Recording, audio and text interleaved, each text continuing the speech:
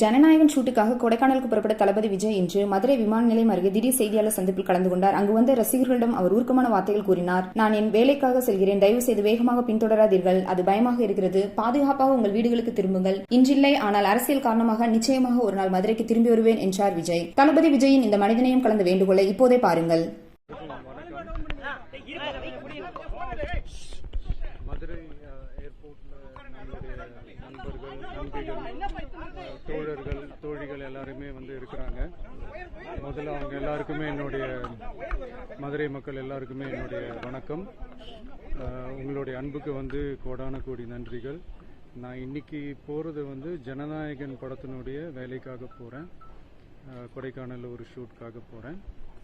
கூடிய சீக்கிரமே உங்க மதுரை மண்ணுக்கு நம்ம கட்சி சார்பா வேற ஒரு சந்தர்ப்பத்தில் உங்க எல்லாரையும் மீட் பண்ணி நான் பேசுறேன். பட் இன்னைக்கு ஒரு 1 ஹவர்ல நாங்கள் லேண்ட் ஆகி நான் அவங்க எல்லாரையுமே பார்த்துட்டு நான் என் வேலையை பார்க்க நான் போயிடுறேன். நீங்களும் சேஃபா அவங்கவுங்க வீட்டுக்கு போயிடுங்க. யாரும் என்னுடைய வேனுக்கு பின்னாடியோ காருக்கு பின்னாடியோ யாருமே ஃபாலோ பண்றதோ, இந்த பைக்ல ஃபாஸ்டா வர்றதோ, பைக் மேலே நின்றுக்கிட்டு பைக் ஓட்டுறது, ஹெல்மெட் இல்லாமல் இந்த மாதிரிலாம் வராதிங்க. ஏன்னா அந்த காட்சியெல்லாம் பார்க்கறதுக்கே மனசுக்கு ரொம்ப பதட்டமாக இருக்கு. ஸோ கூடிய சீக்கிரமே வேற ஒரு சந்தர்ப்பத்தில் உங்க எல்லாரையும் நான் மீட் பண்ணி நான் பேசுகிறேன். அது வரைக்கும் உங்க எல்லாருக்குமே என்னுடைய மே தின வாழ்த்துக்கள்.